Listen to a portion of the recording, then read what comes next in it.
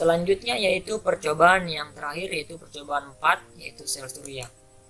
Untuk pokok pembahasannya juga ada 3, yaitu yang pertama jenis-jenis sel surya, yang kedua proses perubahan energi pada sel surya, yang keempat karakteristik tegangan dan arus output sel surya terhadap perubahan suhu. Yang pertama yaitu jenis-jenis sel surya. Jenis yang pertama yaitu monokristalin. Monokristalin adalah modul surya paling efisien yang diproduksi menggunakan teknologi terbaru dan juga menghasilkan daya listrik yang tinggi.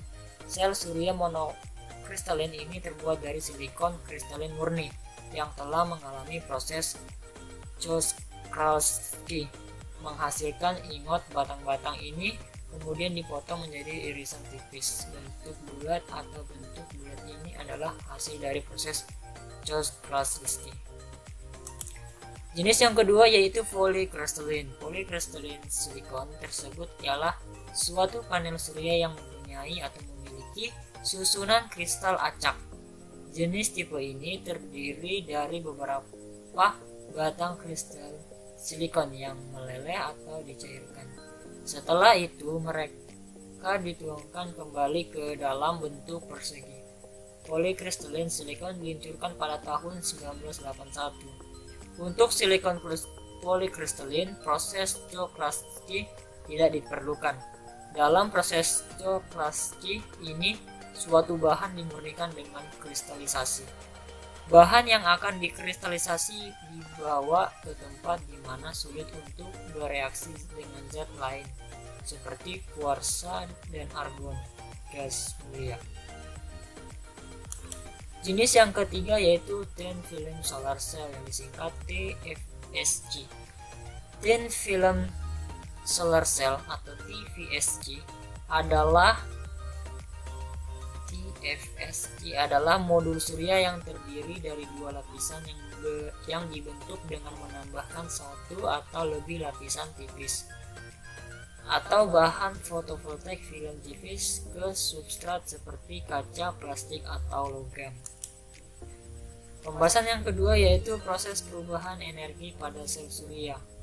Panel surya akan mengubah energi cahaya dari matahari menjadi energi listrik. Proses perubahan energi ini dilakukan oleh sel surya yang terpasang pada panel.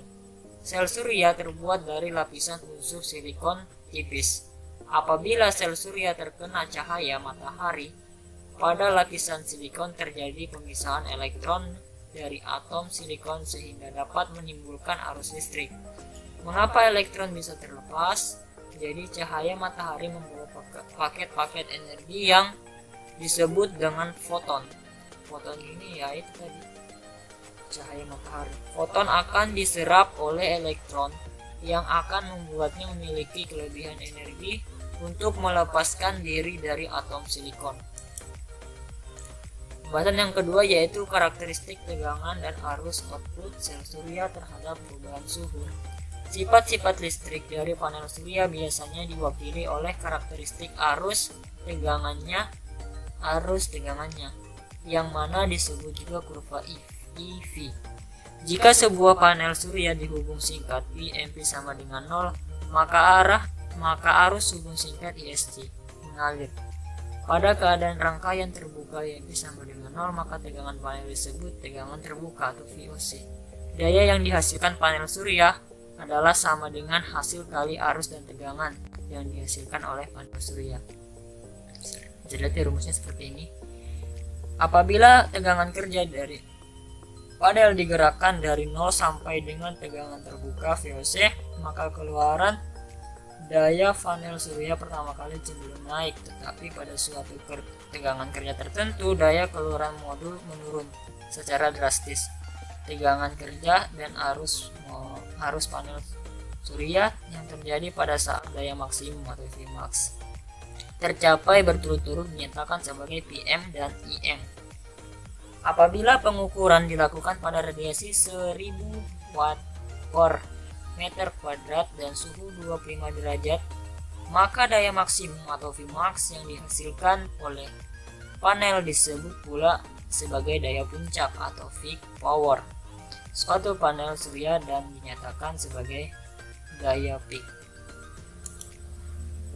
Arus dari panel bergantung antara lain pada tingkat radiasi dan temperatur atau suhu, menunjukkan hubungan kurva I dan P dari sebuah panel surya pada berbagai macam tingkat radiasi. Kurva-kurva I dan P pada berbagai macam temperatur sel yang ditunjukkan dalam gambar ini.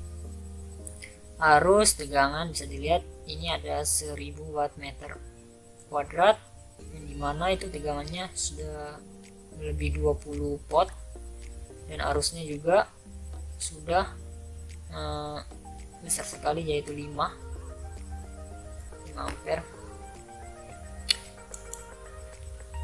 Oke, ini adalah referensi yang saya gunakan, yaitu mulai dari modul praktikum konversi tenaga listrik sampai link-link yang bisa saya gunakan di internet untuk membuat materi ini. Mungkin itu saja yang dapat saya sampaikan, kurang lebihnya mohon maaf. Wabillahi taufiq hidayah. Wassalamualaikum warahmatullahi wabarakatuh. Sekian dan terima kasih.